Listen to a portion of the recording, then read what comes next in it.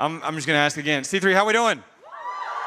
Good. Great to see everybody. You guys look great. Woo Pig. It's gonna be a great night.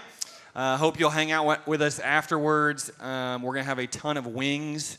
A place called Nothing Bundt Cakes has donated like a stupid amount of cake for us to eat tonight and celebrate a hog victory. Honestly, whoa. For those of you who don't know, this is my lovely wife, Kelsey. So here's what I'll do before we get into some of this. One, if this is your first time to C3, we're super grateful that you're here. We say all the time, we're not a service you attend, we're a family you're a part of. Want you to feel like family tonight. So if this is your first time, we're gonna have like a family just party afterwards, eating wings together. We'd love to know your name, get to know you. There's a little first-time guest table downstairs. If this is your first time, we'd love to give you a t-shirt, get some info from you. Or if you just want to scan that QR code in the seat in front of you, that's an easy way for you to get some information more about C3 or get further plugged in, all right? So here's kind of what we're doing. If you're just coming for the first time, this is a little bit different, but over the last month, we have been in a series where we've been talking through dating. We've been talking through a bunch of different things. We've been in a series called Let's Talk. And so one of the things we've consistently said is that even though dating's not specifically in the Bible, we know that the Word is the lamp to our feet and the light to our path. And so we've been looking to the Bible and answering some of its questions that we would pose about dating. And so we talked about the who and the how of dating. We talked about what does the Bible say about sex before Thanksgiving break. And now what we've been doing over the last month in our public houses and small groups, if you're not a part of those, you should get in them. But we've been asking people to submit questions about dating over the last month, okay? And so tonight, Kelsey and I are here to answer some of those questions, which should be super fun. Are you excited about that? So excited. Yeah. Could not be more excited. Yeah, absolutely. There were some good questions. Yeah, it's going to be great. It's going to be great. So here's what we're going to do. We're going to start off with just some rapid fire fun questions that I think will just, some of y'all are just dumb for asking some of these, and it's just funny. Some of these are goofy, yeah. But it's gonna be good. So here's what we're just gonna jump in. Some rapid fire questions to get us started. This one was a little weird. It kind of threw me off, but it says like, Kelsey, what do you find most attractive about your husband? Oh, okay. I don't know. I didn't read that Somehow question. that made it in. Whoever submitted that one, I appreciate it. Yikes. So you're gonna. You're no, I'm so just kidding. fun. You're so funny. Thank you we'll for that. start there. Thank you. Okay. All right. So one of the questions was top 3 activities you should not do on a first date. Do you have any insight into that one? This was really tough because there's quite a few, but then some of y'all have probably gone on these types of dates. So yeah. Sorry. Did you have a one you could give? Probably shouldn't like meet the parents. Oh, that's a good one. You know. If you introduce them to your parents on the first date, you're not getting a second date. Could be really tough. For sure. Could be tough. My thought on this one was putt-putt golf. Yeah. Listen. You've been on putt-putt dates. am just going to say this. I'm just going to say, I know that offended some of you, and it really put a dent in some people's relationships. Apply? I don't think Topgolf applies. Okay. Because Topgolf is adult putt-putt. Okay, you know, so kid putt-putts out. But yeah, there's no way you can go to a putt-putt golf course, gentlemen, and look manly around those 8-year-olds. Yeah, like, it's tough. just, There's you're not a fake setting yourself up for and success. you're like, so, Yeah. what's your major? Yeah, super tough. Okay. What are the top 5 worst foods to eat on a first date? Ooh, anything sloppy. Hello. Yeah. Wings tonight, if this is your first date to C3, probably put that on the list. Top 3 worst dates. I don't know. C3 is a tough first wings. date. You don't want to be eating wings on your first date. Yeah. No. My answer to this one was... Especially the way you eat wings. Yeah. Also, it's not a wing if it's a boneless wing. Just so that's a chicken nugget, to be clear. Nugget. All right? Yeah. Somebody needs to amen me for that one. Can I get a witness? I put one of the pasta of any kind. Yeah. Really anything that would add volume to your food consumption and makes any sort of slurping noise. Yeah.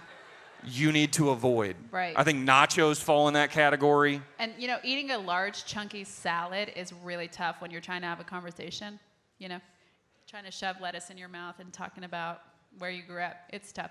Yeah, or like drips of ranch on your chin or something. Yes. Yeah, that'd be super tough. Super tough. Okay. Keep it clean. Someone asked, thoughts on kissing on the very first date? Yeah. Probably shouldn't do that. Yeah.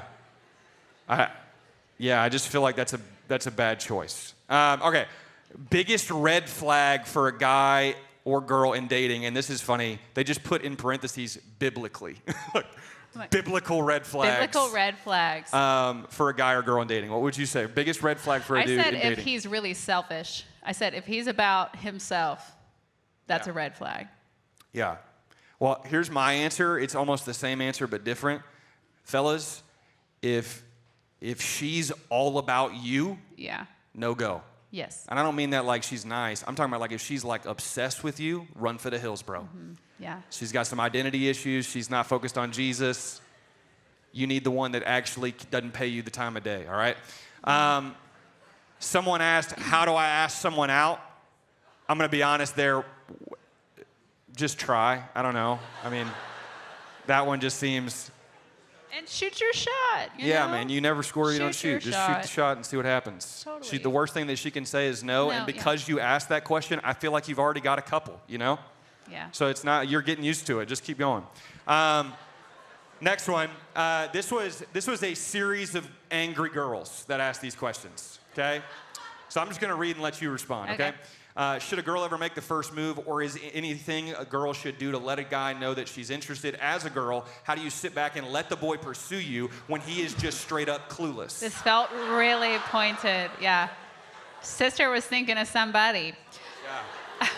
That was a real life question. Like she was Yeah. really... We're feeling sad about those that. thumbs were moving when she was submitting that one. Yeah. You have any advice for that? I mean, if he wanted to, he would. So go ahead and let it happen. Hello. Everybody, that's I mean, true. but you know, honestly, you deserve to be pursued. And so, you know, if he's not trying to move in that direction, just move it along. Hey, come on now. I mean, truly. That's true. Yeah, Truly. if We he don't have wanted to, time. he would. We don't have time to waste on people who don't know what their intentions are. Yep, I agree. I agree. All right. So here's what we're gonna do. We had I think we had over 100 questions submitted. So we're not gonna do like 100 questions tonight. So what we tried to do is group a bunch of questions together based on like general themes that we saw.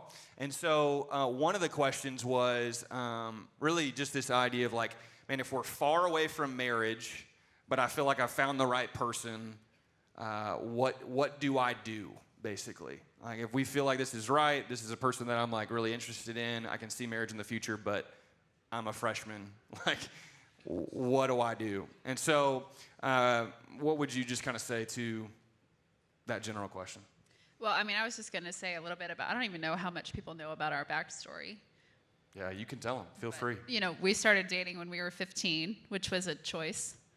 Yeah. But, you know. Was I 15 and you were 16?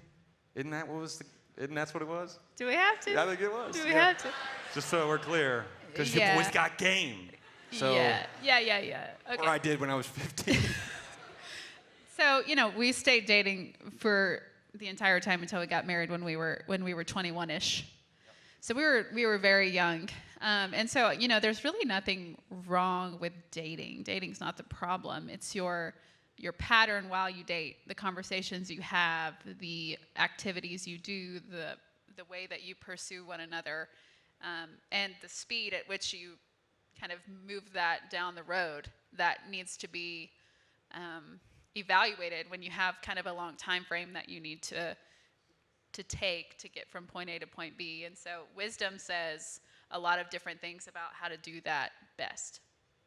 Yeah, like when we were talking about this question, one of the verses that came to mind was like in Song of Solomon, it says not to awaken love before it's time. And a lot of times we often just think that verse means like I shouldn't have sex before I'm married. But really what that's really pointing to is this idea of like not pursuing love before it's like appropriate. Like literally to like pace yourself in the midst of a relationship is kind of the advice that's given there. And so I think what Kelsey said is true, is like if you're in a relationship and that guy or that girl is like has qualities about them that you would say, like, I think this is like marriage material in the future. One, you don't know that about a freshman in college because they're going to be a different person by the time they're a senior in college, just so we're clear. And so I would just be very guarded and put boundaries on, and we're going to talk about boundaries a little bit later, but boundaries on your conversations, boundaries on the amount of time that you spend with that other person. And I think one of the things we talked about was just like being very intentional, like hang out with those people with others and just allow them into your friend groups and just kind of do life together for a season and just being really guarded on where you allow your heart to go in the midst of that relationship do not wake in love before it's time, right?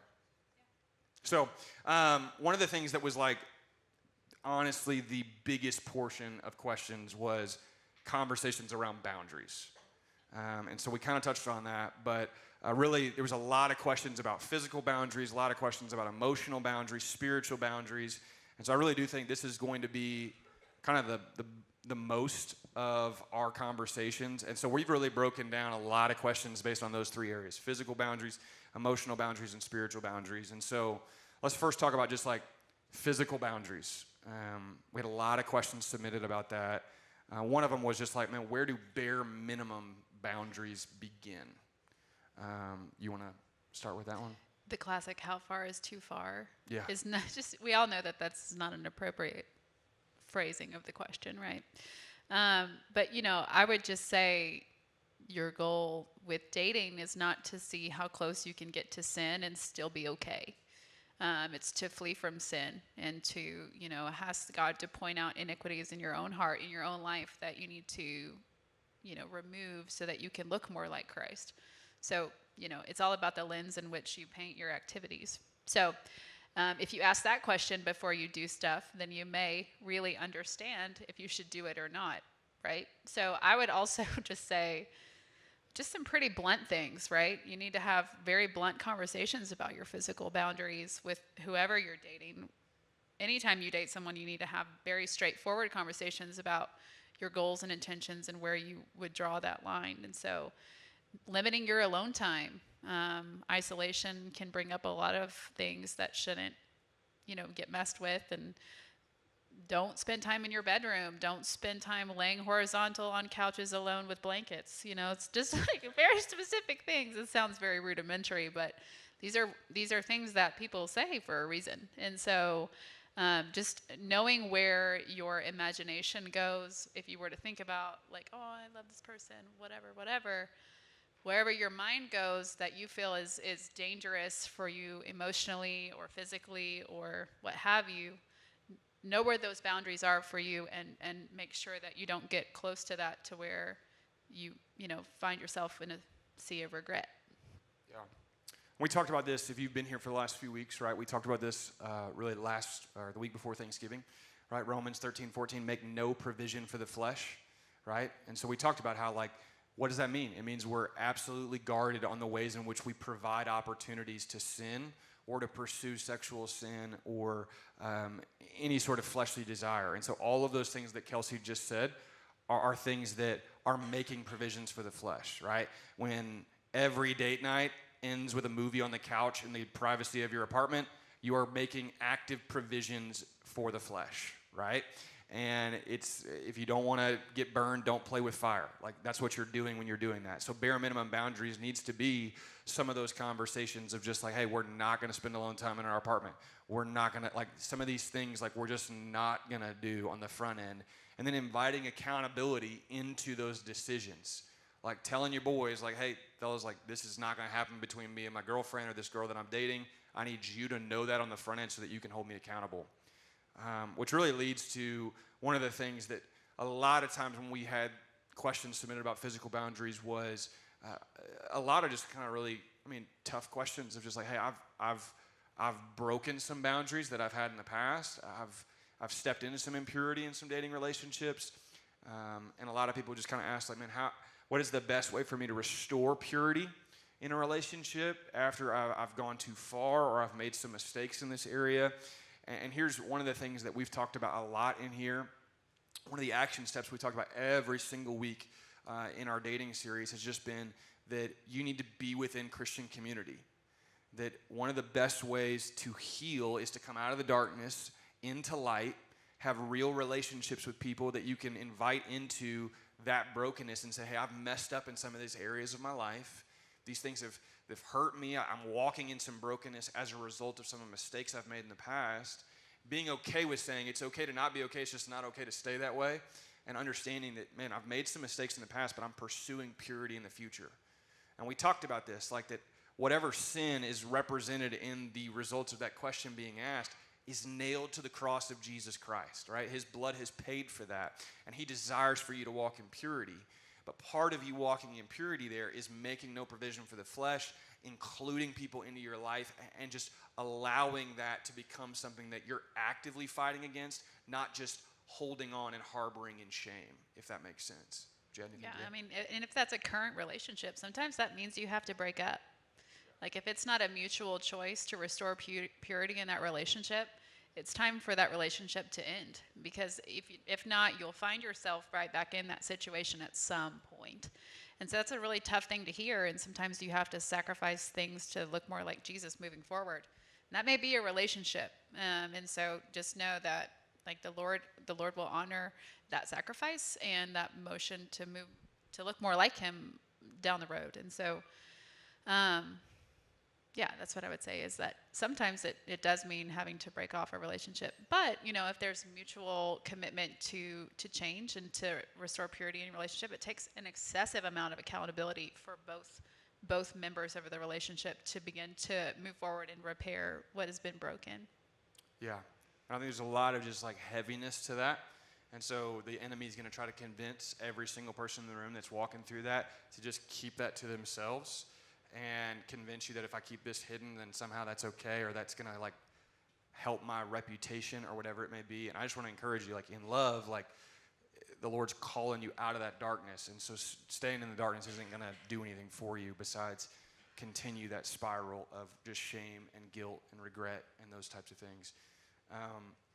So physical boundaries is one of those things that we talk about a lot when it comes to dating. That's a lot of the things that people automatically assume. We have conversations about dating and boundaries, but there was a lot of questions really about, okay, well, hey, what about like emotional boundaries? And what about spiritual boundaries? Like, what are these things? What do those look like?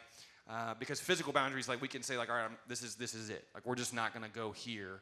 But emotional and spiritual can be a little bit different and a little bit harder to kind of walk through.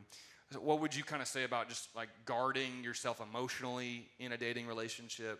What advice would you give there? Yeah, and I kind of was thinking a lot about this. They're really tied, emotional and spiritual, pretty closely. But if another person's emotions have the power to derail your whole day, that might be a good sign that you have placed them on the throne of your heart where Jesus should be. And so that's just a good sign for you to personally take inventory on how someone's affecting you emotionally.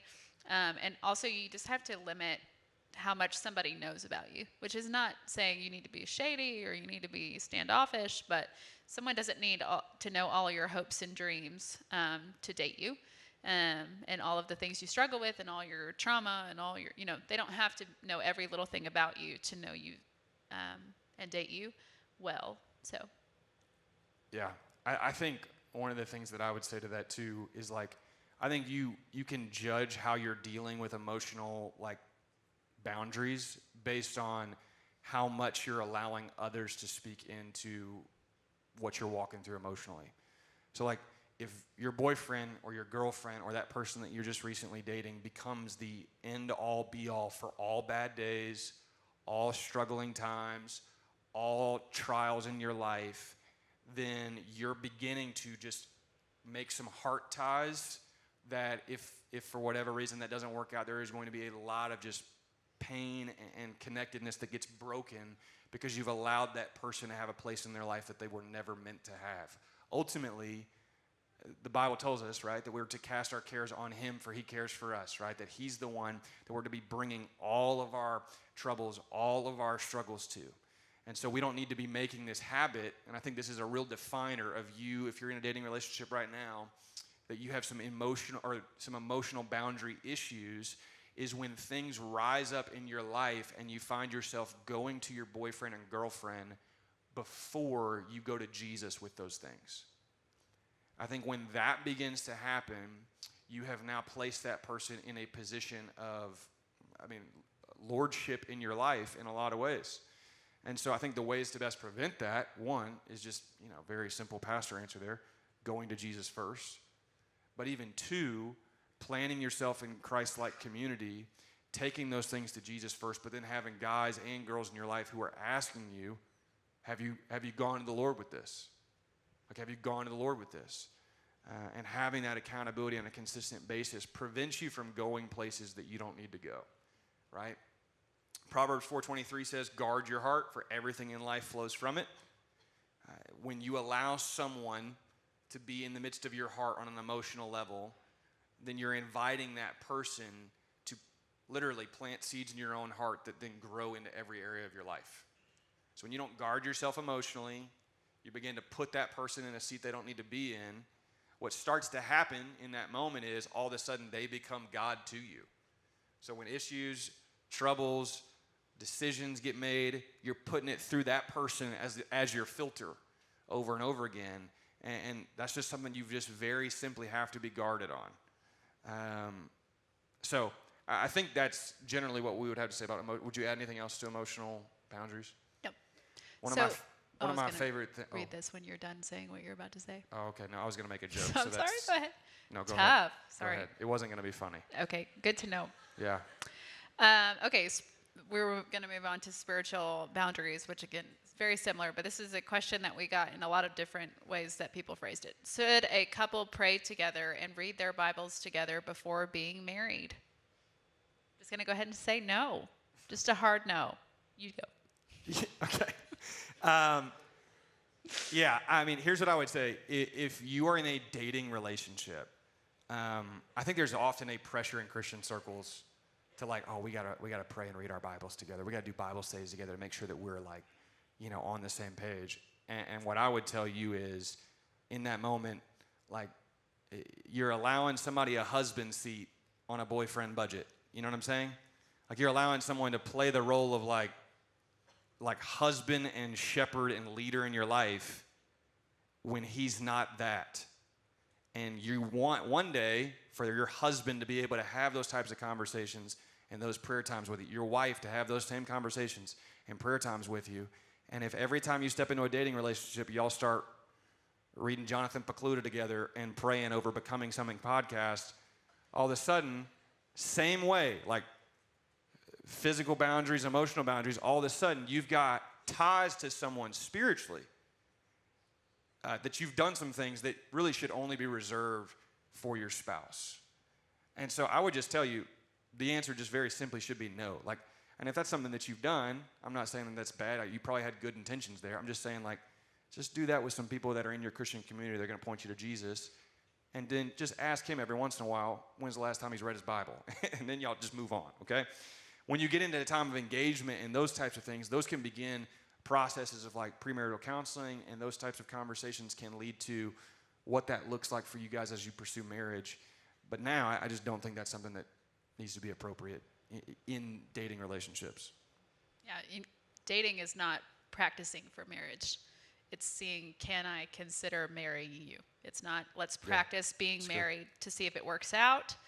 Engagement is, let's build together towards a marriage. But marriage is marriage. So you don't have any of those privileges or dedication of time prior to when you are standing at the altar.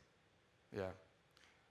Kind of in line with that, we had a ton of questions about like leadership and submission, because we talked about Ephesians chapter 5 like a couple weeks ago.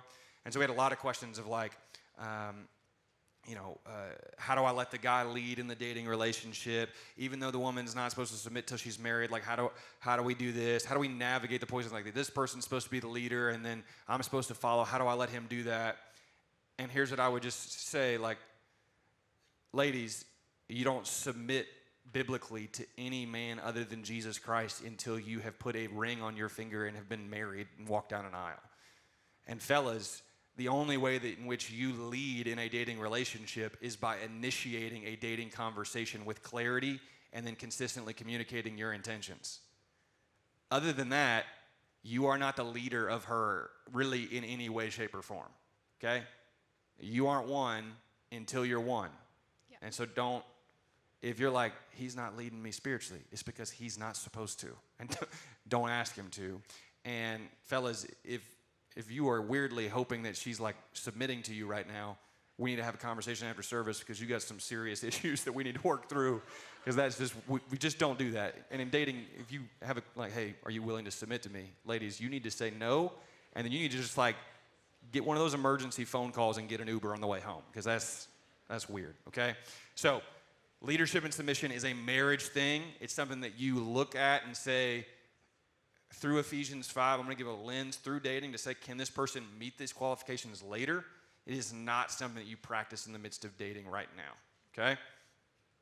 Good? Okay. You want to talk about the next one? I can. It doesn't really matter. The next one is breaks and breakups. Yep. Should we take breaks? How do you handle breakups well? Yikes. Breakups are hard, you know. They're going to happen. They're hard. We were talking about this last night. We have not had a lot of breakups. Just There one. was once. You broke up with me for like 36 hours in high school. Tough. And I cried like a baby. This is embarrassing. Let's tell it. I want to say it because it's funny. I had bought Michael Bublé Christmas concert tickets as a 16-year-old boy, and she broke up with me, and I said in the midst fall. of getting It was late fall. in the car, in tears streaming down my face, I said, "What am I gonna do with these Michael Bublé tickets?" As and if I was it's- going to be like, just kidding. Yeah, I always like it was just my last shot, you know, Really hoping tough. she would stay. She came back around though, but it is one of the greatest regrets of my life. Yeah. It's cringeworthy for sure. Yes. Okay. Anyways, breaks and breakups. Here's a couple of things. One of the questions was like, hey, are breaks helpful? Right. Like, should we be taking them? Should we not? And then really a lot of people had questions like, how do we deal with breakups, or how do I break up with someone? I think the big thing here is just clarity is key, right? It's not important to try to like not be clear in those moments and just hope that it ends, because as brothers and sisters in Christ, like we're to just like care for others, right? And be mindful about what our words mean, that our words carry weight. And so my advice to any of you in that like season, or if you're about to walk into that, kind of tough, but I would just tell you, like, man, be honest, be respectful, and don't run from it. Like, don't prolong it. That person deserves you being clear and you pursuing, like, honestly, in love, saying, hey, I need to have this conversation with you because it's best for both of us to be clear with one another. It's just what mutual respect looks like. And so I think that's super important. Would you say anything about just, like, taking breaks in relationship? It doesn't make any sense.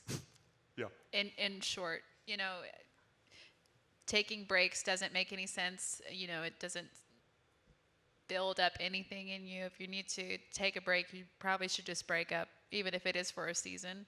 That's different than taking a break. An isolated break just makes things confusing, and it's hard to know what people's intentions are during that time frame.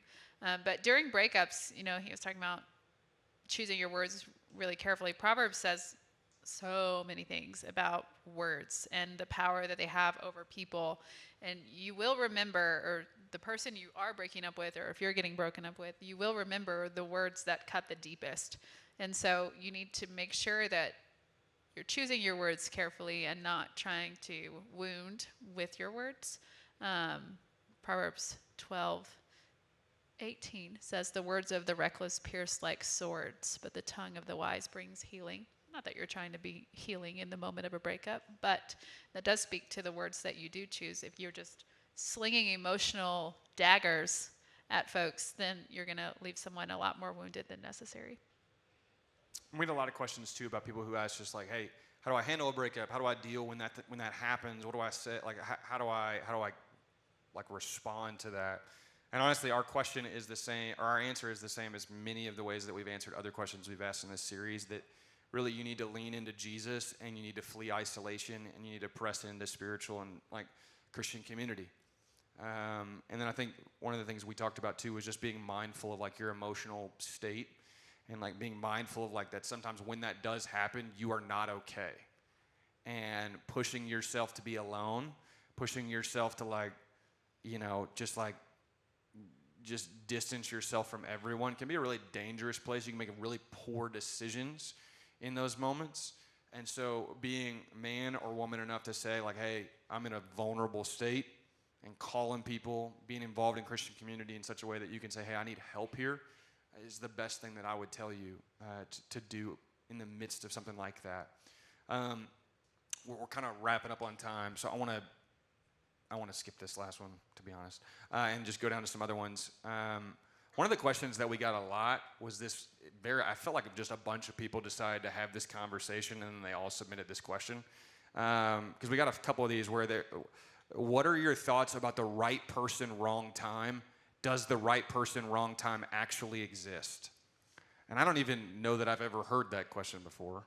But we talked, and I think the big thing you need to understand in dating is the right person, wrong time. I'm not sure that exists, because Kelsey and I can tell you, we started dating when we were 15. She was 16. And like we're both 30 now. One of us will be 31 before the other one's 30. But and we've been like 12 different people in that time span. Like we started dating in high school. We were incredibly immature and stupid, and I was crying about Michael Bublé tickets. And at 30, we got 2 kids, and like there's a completely different thing of life here. We live in a different state. Like so much has changed. And so I don't think it's one of those things that's like right person, wrong time. I think we have been the right person, wrong time for one another in marriage. Like, it's like this kind of stinks right now. This timing is tough. Like we're not connecting right now. It just doesn't feel like we've had struggles in that. But I think the commitment in dating is to evaluate, is this going to be the right person? And if the Lord calls you to that person and the Lord continues to bless that, then I think the Lord will also lead you guys to walk through the seasons you need to walk through together with wisdom and do that the right way. Would you add anything to that? Yeah, I mean, either way, it's a choice. So 2 people that get married choose to wake up and be married and choose to be married every single day. And so it doesn't really matter if there's things about that person that you wish were a little bit better. If it's the person that you choose to marry, you choose to marry them, and you choose to love them and grow with them through all of life. So in and out of every season, things look a little bit different, but every day it's a choice. Yeah. Okay. We'll do one last one, and then we're going to be done because we're past our time. But I know a lot of people in this room are not in dating relationships. We had a lot of just specific to dating relationship questions. So one of the questions, honestly, we got a lot of was, how can I be content in singleness when my biggest desire is to be in a relationship? Yeah, I love this question because there's so many that are going to be single. And so, your contentment in singleness is directly tied to your view of God's character. So if you're finding yourself discontent, not content in singleness, it may cause you to question, is God really good? Does God really have plans for my life? Does God have hope in a future for me? If the answer is iffy on some of that, then you may need to do some work on who you are in your relationship with Jesus. But, the reality is that God has full lives planned for each of us. And so some of us are going to be single and some of us are going to get married. But our direct correlation with contentment is how we view God and his plans and purposes for our life on a day in, day out basis. Yeah. I think, one of the things we talked about was just like Paul says literally in 1 Corinthians, like it's better to be single, like if you can be, because you can dedicate yourself to all the things of the Lord and have no distractions. So if you're single in this room, man, give your life away to building up the church and loving the Lord and laboring for the gospel. And fix your eyes on Jesus. And then when the Lord wants to bring you a guy or a girl, he'll do it. And you can trust him in that. But then also I would say, if your biggest desire, and this is the way one of the questions was asked, like if your biggest desire is to be in a relationship, then I would tell you, you are not content in singleness. And you have the wrong biggest desire. Like everyone in this room who's trying to pursue the Lord, your biggest desire should be, as we've talked about every single week in this series, to value your own righteousness so much more than you value being in a relationship. That's how you can be content in singleness, is that you value your relationship with the Lord far more than you value any other relationship in your life. And if you can find yourself laboring towards that, then the Lord can give you freedom in the midst of singleness to trust him in the midst of just like the hopes of having a relationship. And I'll kind of close with this. I mean, Kelsey and I are up here. We don't really do this a lot. You were great, babe. So much wisdom and great things to say. And I love you dearly. But one of the things that we do often, like we do premarital counseling together with like C3 couples that are getting married and all those sorts of things. But I want you to know, like, we love you guys and we're in your corner. And so if we, like not just me, but like if both of us can ever be just a pastor to you and to love you and to help you through anything, like we have people in our home, on our couches, having conversations about some of these types of things all the time. And any way that we can help you guys, we would love to do that. So that's all I got. You good? I'm awesome. Thank Okay. y'all. Awesome. Well, here's what we're going to do. I'm going to pray, and then we're going to sing a little bit more to close out our service. So here, let's do this. So let's bow our heads together, and let's pray. God, we love you. Lord, we thank you for who you are and for what you do. Lord, I pray over this room right now. I know there's a lot of people in this room, but even throughout this series, they've just been carrying different things and different weights. And so I pray right now as we even move back into just a time of praising you for what you've done and who you are. Lord, I know that there is people all across this room that are carrying different things and holding on to different things in their life. And so, Lord, I pray just for freedom. Lord, if there's conversations that need to be had, action steps that need to be taken, Lord, would you propel those that in this room that need to act to walk in obedience tonight? Lord, would truthfully, as we close out all these dating conversations, Lord, would we be a ministry that values our own righteousness more than we value being in a relationship?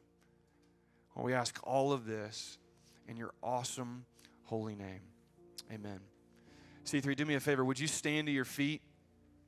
We're going to sing and respond to the Lord tonight.